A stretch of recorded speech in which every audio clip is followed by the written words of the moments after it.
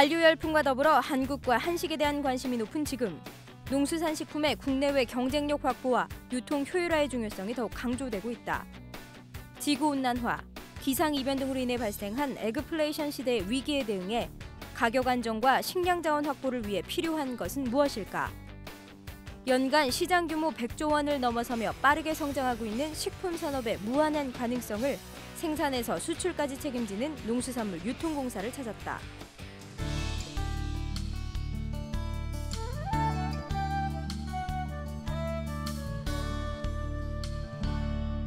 한류 열풍과 더불어 한국을 바라보는 세계인들의 시선이 달라지고 있습니다. 이런 외국인들에게 한국을 알리는 대표적인 문화 중 하나가 비빔밥과 김치, 막걸리와 같은 한식입니다. 우리의 자랑스러운 한식과 함께 건강한 농수산물 유통 문제에 대해 들어봤습니다. 우리 국민들이 유통 구조가 불합리해서 수시로 여러 가지 파동을 겪지 않습니까? 그래서 그런 것들을 방지하기 위해서 과거에는 이제 정부에서는 도매 시장을 많이 이렇게 지음으로써 대규모 판매 경로를 확보하는 그런 시일이었습니다. 최근에는 그런 그 물적인 시설 확충보다는 비용을 줄이고 유통 구조를 개선하는 것이 굉장히 중요한 일입니다. 쓸데없는 비용이 지출이 안 돼야 되겠죠. 그래서 그런 유통 개선하는 일이 그동안 수십 년 동안에 아주 우리 농림수산식품부나 어떤 그 정부 투자기관의 중요한 업무였습니다만은 획기적으로 개선은 안 됩니다. 조금씩 나아지고 있죠. 그래서 지금 저희들이 유통 분야에서 현 시점에서는 그런 시설 확충보다는 운영 개선, 또 소위 말하는 사이버 거래소, 온라인을 통한 여러 가지 거래 시스템을 도입을 함으로써 유통 마진을 좀 많이 줄여나가는 그런 기능을 역점적으로 좀 하고 있고요. 식품 분야 업무가 많이 추가가 되겠습니다. 그래서 내년 1월 달부터는 농수산물 유통공사가 한국 농수산식품유통공사로 이렇게 명칭이 변경됩니다. 국내 어떤 식품 시장에 대한 수요 조사라든지 식품 유통 과정이라든지 또는 식품 업체에 대한 여러 가지 지원이라든지 또 우리 식품을 표준화하고 규격화하고 또 식품 수출을 확대하는 그런 기능을 중점적으로 하고 있습니다. 최근에 우리 농업도 글로벌 시대에 알맞게 수출 농업을 지향하고 있는데 우리 유통공사가 주력 기관이 되어서 수출의 제일 최일선에 서서 수출 정보조사, 수출 물류비 지원 등 여러 가지 수출 박람회 등 이런 임무를 많이 함으로써 우리 농업이 이제 수입으로 인해서 늘 이렇게 수입을 막는 데만 치중할 것이 아니라 앞으로 수출도 역점적으로 해서 우리가 해외 시장으로 뻗어나가겠다 그런 업무를 주로 하고 있습니다.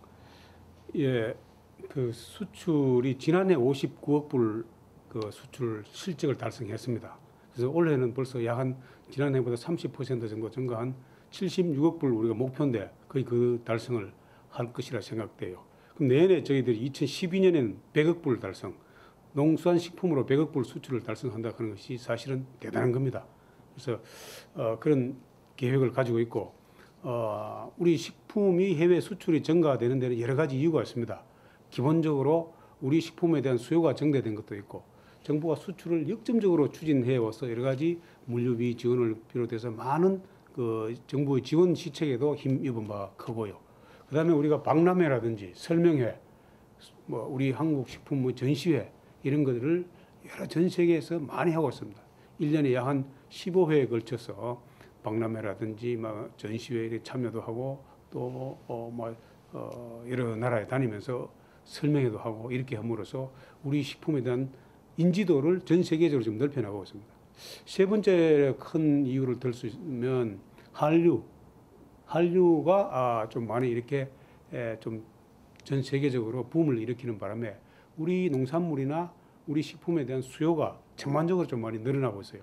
그래서 이런 것들이 좀 복합적으로 정대되는 그런 요인이 있다. 그 외에 최근에 이제 우리 식품이 증가된 요인을 쭉 보면 지금 그 동남아시아, 중국을 비롯한 동남아시아권에 대한 식품 수출이 증대되고 있습니다. 그것은 지리적으로 좀 근접한 측면도 있고 또 식생활이나 문화가 좀 비슷한 그런 측면도 있습니다.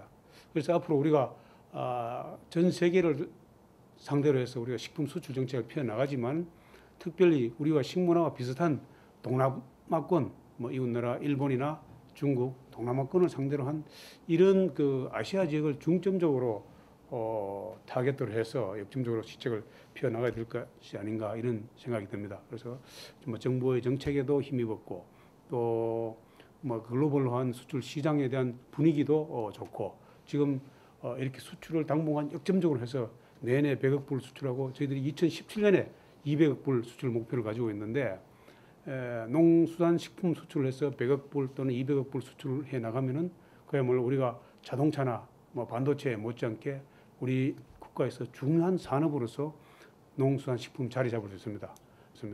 한식 세계화에 대해서는 해야 될 일이 무궁무진합니다. 너무나 많아요.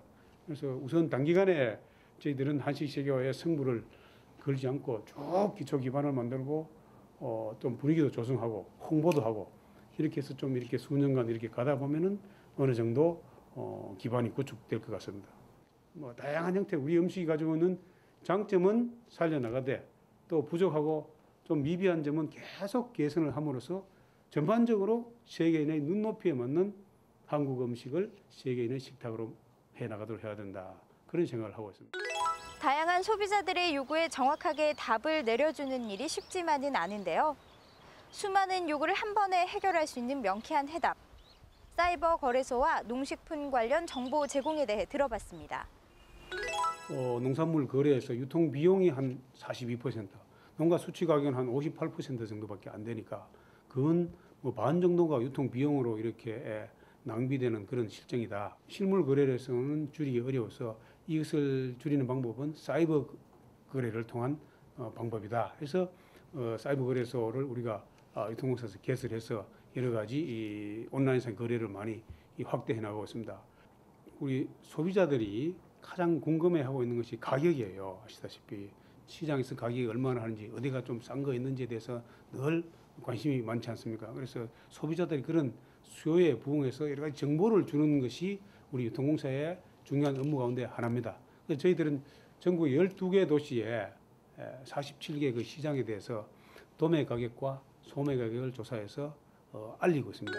대한민국 식품에 대한 정확한 정보를 제공하고 관련 산업을 성장시키기 위해서는 앞으로 해야 할 과제들이 많이 남아 있습니다. 우리 농수산식품의 발전을 위해 나아가야 할 방향은 무엇인지 들어봤습니다. 그래서 우리도 이제는 우리 국내에서 생산된 것만 가지고 수출하려고 하지 말고 다른 나라에서 생산된 농산물을 가져와서 우리가 가공을 해서 전 세계에 많이 수출하는 그런 역할도 많이 해야 된다고 생각해요. 굳이 1차 농산물, 신선식품만 가지고 수출하기에는 리스크도 크고 또 굉장히 어렵습니다. 그래서 신선식품과 아울러서 우리가 많은 가공식품, 대표적으로 라면입니다. 라면 외에도 이제 장유, 간장, 된장, 고추장이라든지 여러 가지 수산식품들도 통조림도 그렇고 많이 만들어서 전 세계로 수출할 수 있습니다. 그래서 그런 수출 농업의 시대로 이제 열어가는 것이 앞으로 향후에 우리 농업의 나아갈 방향입니다. 미래의 농업 관행은 이제는 도시 한복판에도 농사를 짓고 출퇴근하면서 농사 짓고 넥타이 메고 흙 안 밟고 빌딩 속에서 농사 짓는 그런 시대. 그리고 24시간 365일 공장형 농업이 이루어지는 거예요. 지금 현재 농업이라 해서 농가대학생들만 하는 것이 아니다. 절대 그렇지 않습니다. 생명고기나 기계장치가 들어가고 반도체 기술이 들어가고 다양한 기술이 들어가는 거예요. 가보면은. 이런 시대에 있기 때문에 여러 가지 산업 가운데서 제가 보기에는 가장 복합적으로 또 창조적이고 혁신적인 아이디어가 들어가야 될 부분 산업이 농업이에요. 그런 농업이기 때문에 우리가 앞으로 희망이 있다. 우리나라가 특히 좁은 땅에 많은 인구가 살고 또 우리나라 사람들이 손재주가 있고 머리가 좋기 때문에 우리나라 국민들에게 딱 알맞는 산업이 바로 이 융복합된 농업입니다.